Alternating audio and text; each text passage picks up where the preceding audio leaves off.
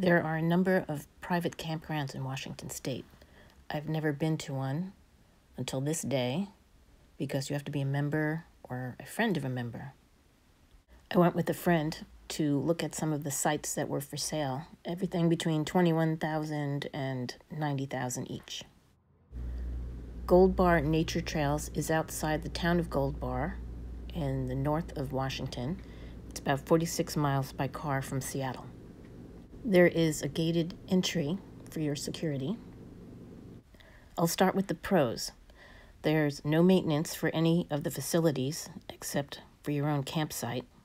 It's an investment of a sort. There's a clubhouse, pools, barbecue areas, places set aside for children, and some places set aside just for adult use.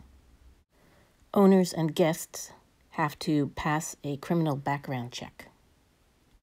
This campground has 273 acres of forest and meadow with 1,600 sites with green belts snaking around it. Dogs have to be kept on a leash, except in the designated off-leash area. There are hiking trails nearby. There are sports fields, and there are organized recreational activities for all ages. If you like bingo and checkers and trivia nights, then this is the place for you. Now for the cons. Once you've come up with the initial price for your site, there are annual fees. In this case, it's $1,600 a year, but those annual fees can increase. There are rules that you might find irksome. There may be noise from neighbors and their dogs.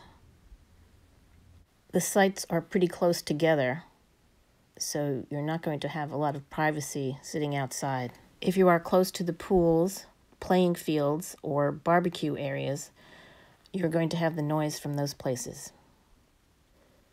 There is a limit to the number of days per year that you can stay. In this case, it's 270 days. Other campgrounds allow you fewer days. There are limits and restrictions on the number of guests you can have at your site and also the number of vehicles that can be there. Your trailer can't exceed a certain length. You can't have any more than 2 sheds of about 10 by 14 feet. You can buy directly from a property owner here, but I would recommend using their salesperson because they will help you through all of the hoops. Before even going to look at any of these campgrounds, it's a good idea to look up their booklet of rules and regulations. This kind of situation might suit a retired person or couple, and they would own this place and then have another one in another state, like Arizona.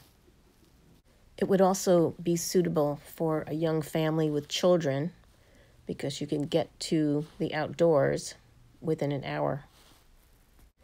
It can be difficult to get a spot in the state parks and national parks during the summer. So some people like the idea of having a permanent camping spot. I hope this gives you an idea of what these places are like and whether you want to be a member of one of these. I'm curious to hear your thoughts, if you would ever join something like this.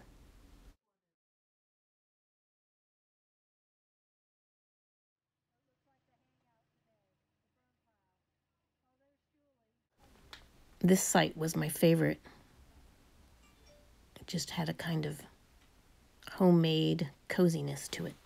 And a wood stove. Love that. And it was the only one in all of these places that actually had a bookshelf. But for $40,000 or so, I think I would rather have a remote piece of land far from the city. I never did like playing bingo. Still, it's very popular because there were only 10 of these camping lots for sale in this place.